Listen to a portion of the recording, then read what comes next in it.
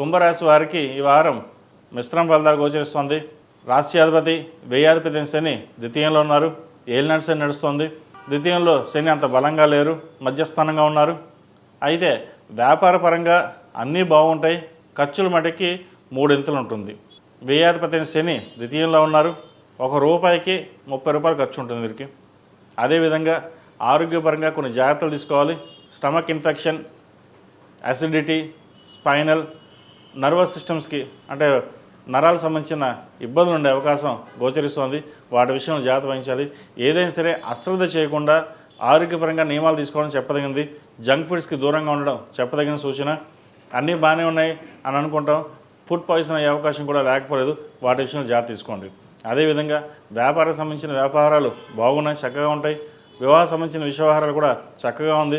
సంబంధం కోసం ఏదైతే ప్రయత్నం చేస్తున్నారో ఆ సంబంధం కుదరడం కూడా చెప్పదగిన సూచన. అదేవిధంగా ఏదైనా మాట్లాడేటప్పుడు నలుగురితోటి సామరస్యంగా ఉండడం చెప్పదగినది.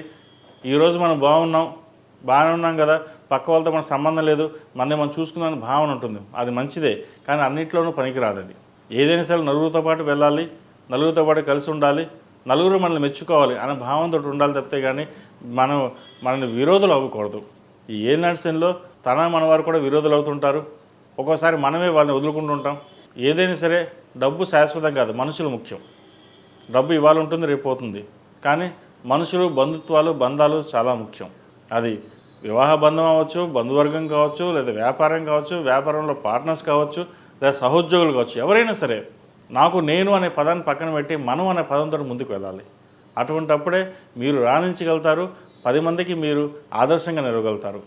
ఉద్యోగ ప్రయత్నాలు ఎవరైతే చేస్తున్నారో మంచి ఉద్యోగం కలిసి వస్తుంది. వచ్చిన అవకాశాన్ని చక్కగా ఉపయోగించుకుంటారు. ఆరోగ్యపరంగా చిన్న చిన్న ఇబ్బందులు ఉన్నా సరే అవి చూసుకుని ముందుకు వెళ్ళడం చెప్పదగింది. ఈ రాశిలో జన్మించిన విద్యార్థులకు కాలం అనుకూలంగా ఉంది. జన్మరాశిలో రాహు అంత బలంగా లేదు. వైద్య వృత్తిలో ఉన్న వారికి మెంటల్ స్ట్రెస్ ఎక్కువగా ఉంటుంది. చేసిన పని మళ్ళీ చేయడం, లేదా పై అధికారుల నుంచి ఇబ్బందికరమైన వాతావరణం నెలకొల్పడం, ఇటువంటివి జరుగుతుంటాయి.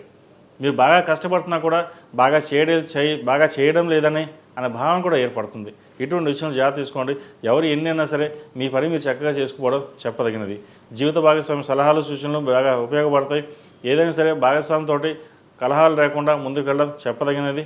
అదేవిధంగా సహోదరు మధ్య విభేదాలు వచ్చే అవకాశం గోచరిస్తుంది. భూ సంబంధించిన వ్యవహారాలు కూడా అంత అనుకూలంగా లేదు, నష్టపోయే అవకాశం గోచరిస్తుంది. వాటి విషయంలో జాగ్రత్త వహించాలి. రియల్ ఎస్టేట్ రంగాల్లో ఉన్న వారు కూడా అంత అనుకూలంగా లేదు. కాస్త ఆగి ముందుకు వెళ్ళడం చెప్పదగిన సూచన.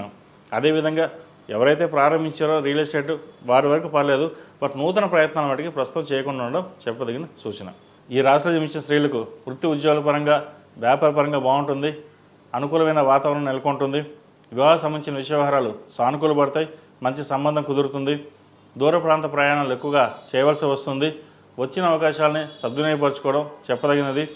ఎప్పటి నుంచో ఉద్యోగం రాక ఎవరైతే ఇబ్బంది పడుతున్నారో వారికి మంచి ఉద్యోగం వచ్చే అవకాశం గోచరిస్తుంది.